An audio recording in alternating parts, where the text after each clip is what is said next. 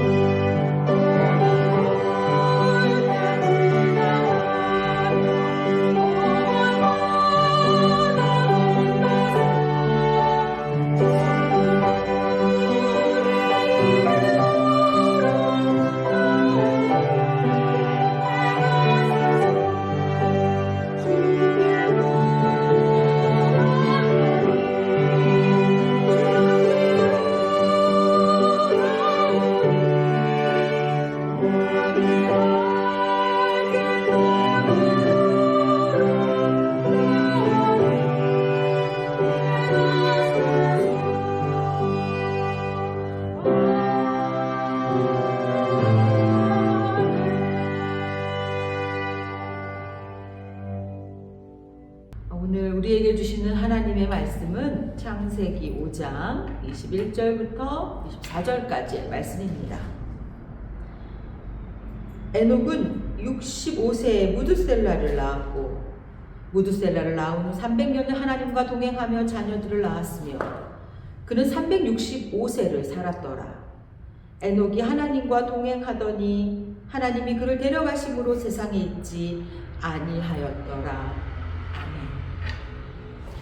이 새벽 오늘 말씀에서 주목하고자 하는 단어가 있습니다. 그 단어는 바로 동행입니다. 이 단어는 우리에게 익숙하죠. 동행. 우리는 찬양으로도 동행이라는 고백, 동행하는 고백을 많이 찬양으로 올려드립니다.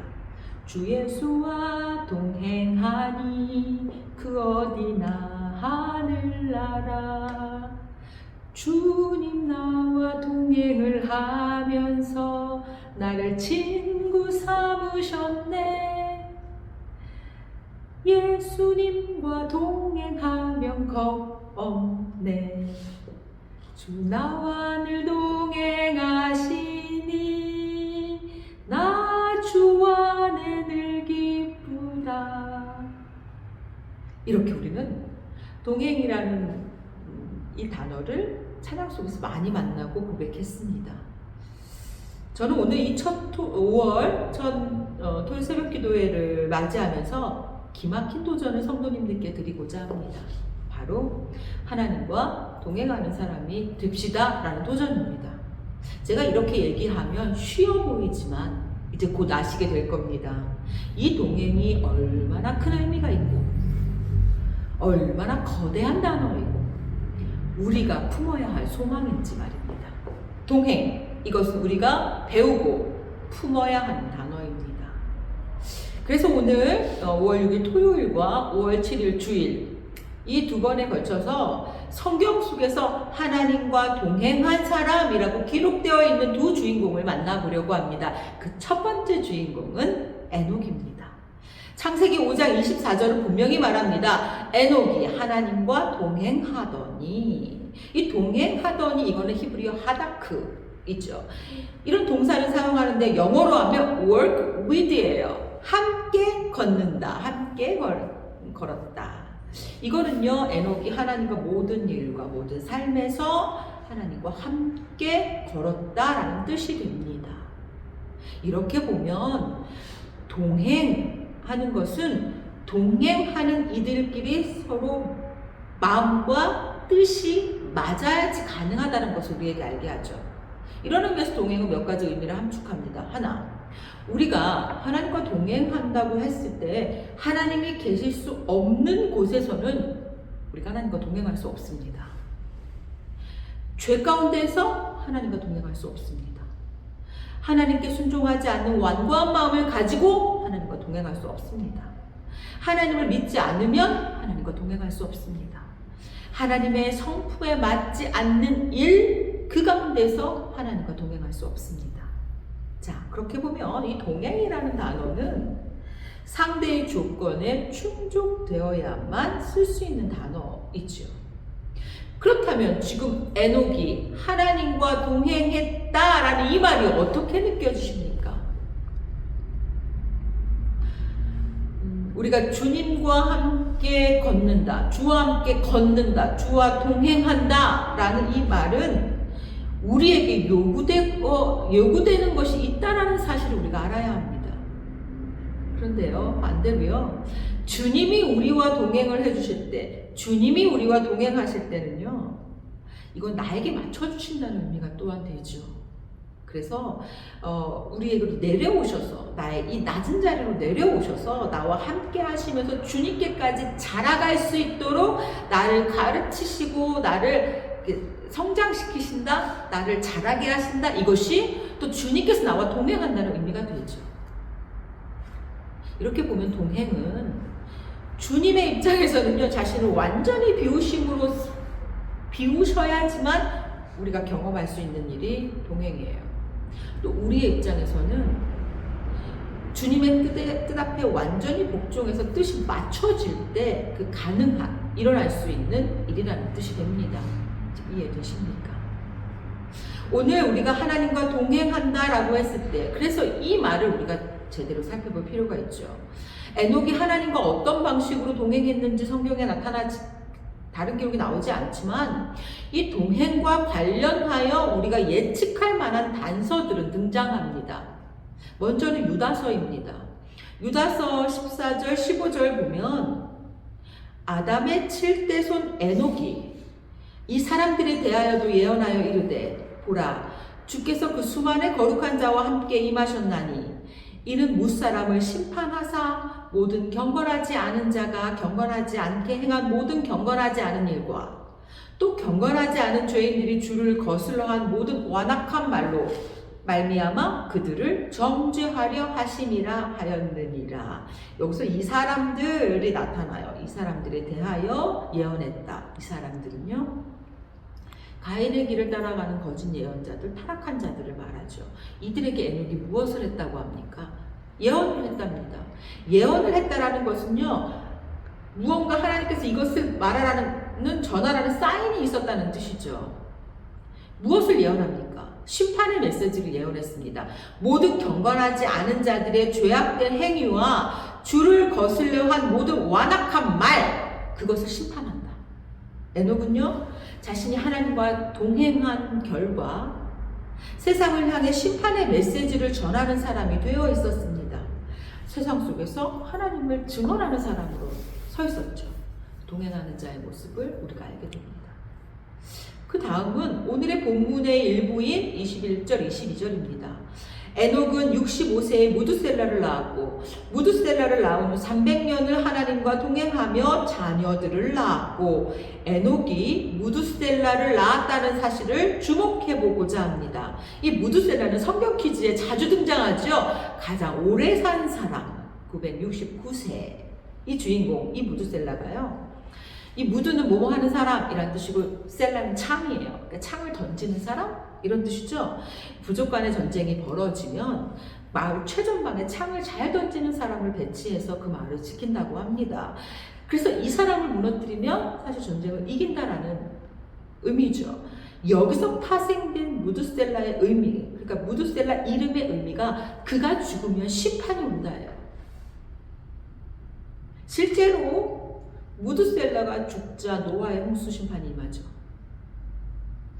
25절에 보면 무두셀라가 187세에 라멕을 낳습니다. 그 라멕이요 182세에 노아를 낳습니다. 자, 그렇다면 노아가 태어났을 때 무두셀라는 몇 살이었죠? 187 플러스 182를 하면 되죠. 369세에 노아가 태어납니다. 그리고 노아 나이 600세 때의 홍수가 일어나죠. 창세기 7장 10절 11절에 7일 후에 홍수가 땅에 덮이니 노아가 600세 되던 해라고 나타나 있습니다. 자, 그렇다면 369 더하기 600은 969. 정확하게 무두셀라가 죽은 해에 노아의 홍수가 일어난다는 것을 볼 수 있습니다. 자, 무두셀라의 일생 전체가 종말을 준비하는 하나님의 메시지였던 겁니다. 에녹은요 무두셀라를 통해서요 하나님의 명확한 뜻을 알게 된 겁니다. 자, 에녹으로 돌아갑니다. 22절 에녹이 65세에 무두셀라를 낳고 낳은 후 300년 동안 하나님과 동행했다고 합니다. 에녹이 하나님과 동행한 것은 무두셀라를 낳은 후로 보여지죠. 무두셀라와 관계가 있습니다. 앞서 유다서의 이야기를 통해서 세상에 심판의 메시지를 보내는 에녹을 우리가 만났습니다. 에녹이 무두셀라를 낳고 300년 동안 하나님과 동행하면서 이 무두셀라라는 아이를 주시면서까지 알게 하셨던 그 하나님의 뜻, 하나님의 심판과 종말의 이야기를 듣고 에녹이 어찌 그냥 살 수 있었겠습니까? 아이를 볼 때마다 세상에 임할 심판을 생각하죠. 이것을 무두셀라를 통해서 알게 하신 거죠. 사람들에게 심판의 메시지를 전하면서 이 아이가 죽으면 세상에 심판이 올 때 나는 어떤 모습으로 있어야 하는지 에녹에게 하나님의 심판, 하나님 이 종말은 너무나 생생한 미래였을 것입니다. 자신의 모든 것을 통해 이 심판, 이 종말을 준비했던 사람 에녹. 그 모습이 하나님과 동행하는 모습이 되게 했다는 거죠. 동행은요, 그래서 낭만적인 단어가 아니라 부단히 애씀의 단어입니다. 내가 상대에게 하나님께 맞춰지도록 하나님의 뜻을 기민하게 살피도록 부단히 애씀의 모습입니다.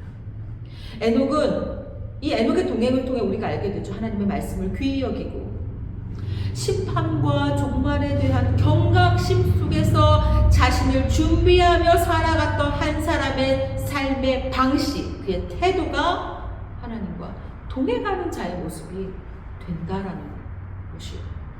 이 동행에서 함께 걷는다, 이것이 주는 중요한 의미가 하나 더 있습니다. 걷는 것은요, 기본적으로 앞으로 나아가는 것을 함축합니다. 에녹이 300년 동안 하나님과 동행했다라는 말은요, 상상해 보십시오. 에녹이 처음으로 하나님과 동행했을 때 그 모습과 300년을 하나님과 동행했을 때 그 에녹은 어떤 모습으로 달라져 있었을까요? 더 하나님의 뜻을 더 잘 파악하고 더 잘 알고 더 예민하게 반응하고, 에녹은 처음에 하나님과 동행했던 그 모습과 300년 동안 동행한 에녹의 모습은 완전히 다른 높은 차원의 성장을 이뤘을 것입니다. 하나님께 더 민감하고 자기에게 더 겸손한, 하나님을 더 많이 향유하면서 더 강한 사람이 되어갔을 것입니다. 이것을 충분히 짐작할 수 있습니다. 은혜 안에서 자란다는 말이 바로 이 모습이죠. 이 말이에요. 에녹을 통해 우리는 보게 됩니다. 하나님의 말씀을 그대로 받고 심판과 종말에 대한 경각심 속에서 자신을 준비하면서 하나님께 민감하고 내 자신이 겸손한, 그렇게 우리의 삶에 살아가는 그러한 삶을 통해 우리가 갖추어진 태도가 하나님과 함께 걷는 동행의 삶의 방식이죠. 그렇게 하나님과 동행하는 그 날들은 우리를 앞으로 나아가게 할 것입니다.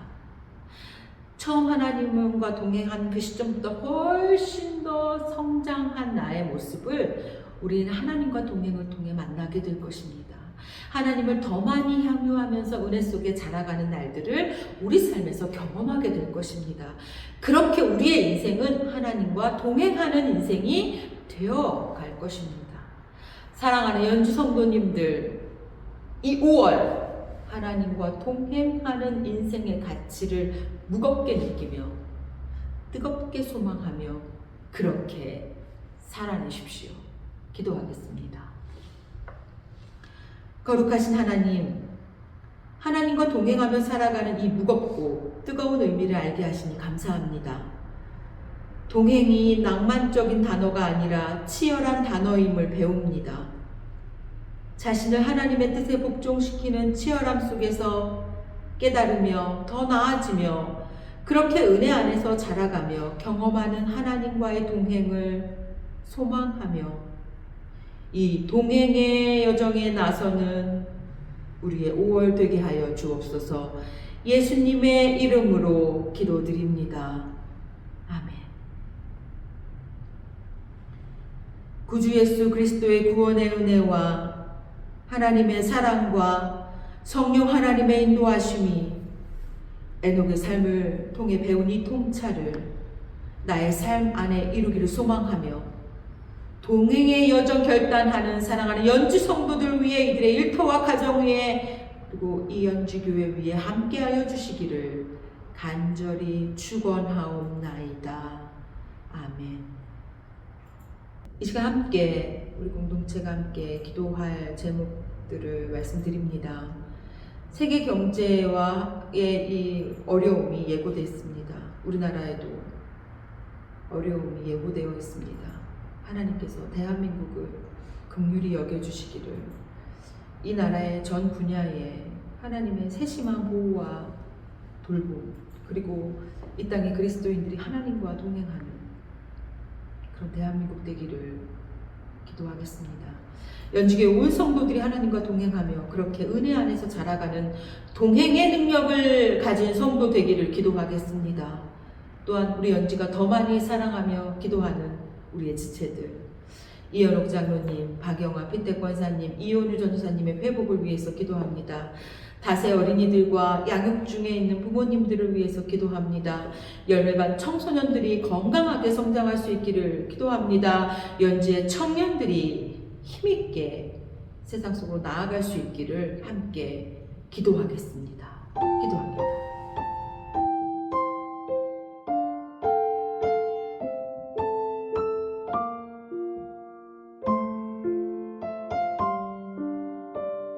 나의 영원하신 기억 생명보다 귀하다. 나의 갈 길 다가